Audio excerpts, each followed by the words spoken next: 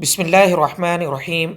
آداب ناظرین، ہندوستانی حکومت کی جانب سے 30 اکتوبر کی نصف شب ریاست جموں کشمیر کو پوری طرح مرکز کے زیر انتظام کر دیا گیا۔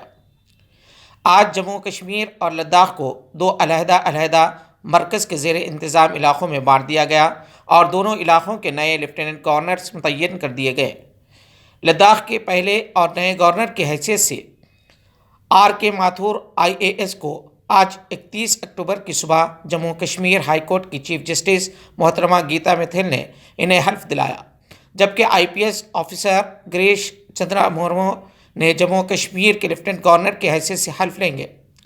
جموں کشمیر ری آرگنائزیشن ایکٹ 2019 کے تحت ریاست جموں کشمیر ہندوستان کی پہلی ریاست بن گئی، جسے تقسیم کر کے مرکز کے زیر انتظام کر دیا گیا۔ یاد رہے کہ جموں کشمیر 1947 عیسوی سے 2019 کے اواخر تک خصوصی ریاست کی حیثیت کی حامل تھی۔ 1954 عیسوی میں آرٹیکل 370 کے تحت اسے خصوصی موقف دیا گیا تھا، جسے 5 اگست 2019 کو BJP حکومت نے برخاست کر دیا، جس کی وجہ سے جموں و کشمیر میں کشیدہ صورتحال ہے اور عوامی زندگی بے حد متاثر ہے۔ ذرائع ابلاغ کے مطابق نوٹ بندی کے بعد اب حکومت ہند زیورات کو گھروں میں رکھنے پر بھی پابندی عائد کرنے کا ارادہ رکھتی ہے۔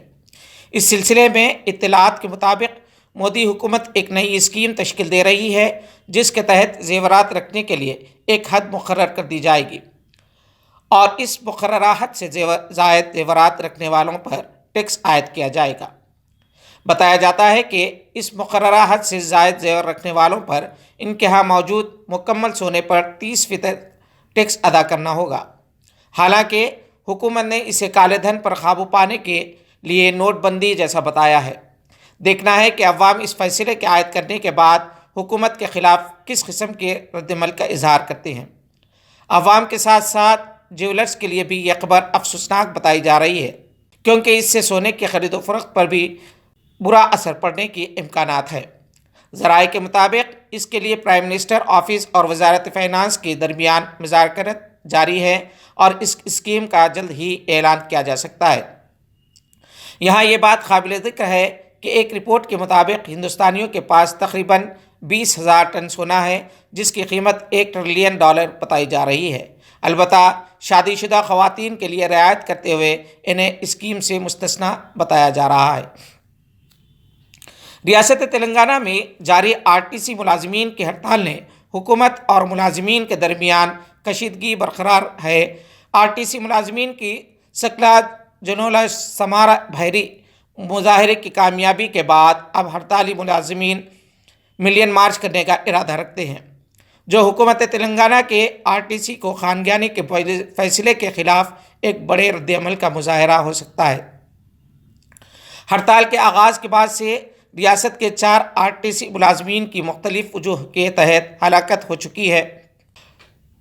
ڈاکٹر سید فاضل حسین پرویز، ایڈیٹر ہفت روزہ گواہ، جو ہندوستانی وزیر اعظم کے دورے ریاض سعودی عرب کے موقع پر ہندوستانی مہمان صحافی کی حیثیت سے مدعو تھے، انہوں نے بتایا کہ سعودی عرب میں متعین ہندوستانی سفیر ڈاکٹر اوصاف سعید نے وزیر اعظم مسٹر نریندر مودی کے حالیہ دورے سعودی عرب کو ہندوستان اور سعودی عرب کے درمیان تعلقات کے ایک نئے دور کا آغاز قرار دیا ہے۔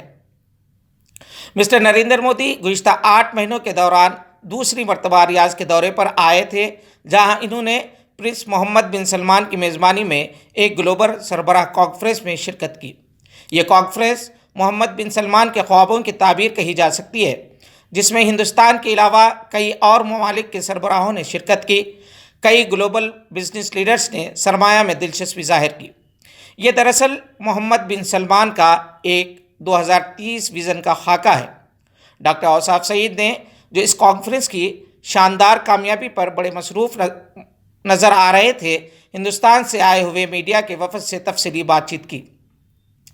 اس موقع پر ڈاکٹر اوصاف سعید نے بتایا کہ سعودی عرب میں ہندوستان کی قدر و منزلت ہے۔ خود سعودی حکمراں شاہ سلمان بن عبدالعزیز نے 30 لاکھ ہندوستانی تارکین وطن کی سعودی عرب کی تعمیر نو میں جو اہم رول ہے، اس کو سراہا ہے، اور وزیر اعظم مودی نے فیوچر انویسٹمنٹ انسٹیٹیوٹ کانفرنس میں اپنی تقریر کے دوران بہت ہی خوبصورت انداز میں یہ اعتراف کیا کہ نئی نسل کے لیے سعودی عرب کی ریت کے ذرے بھی سونا بن گئے تھے۔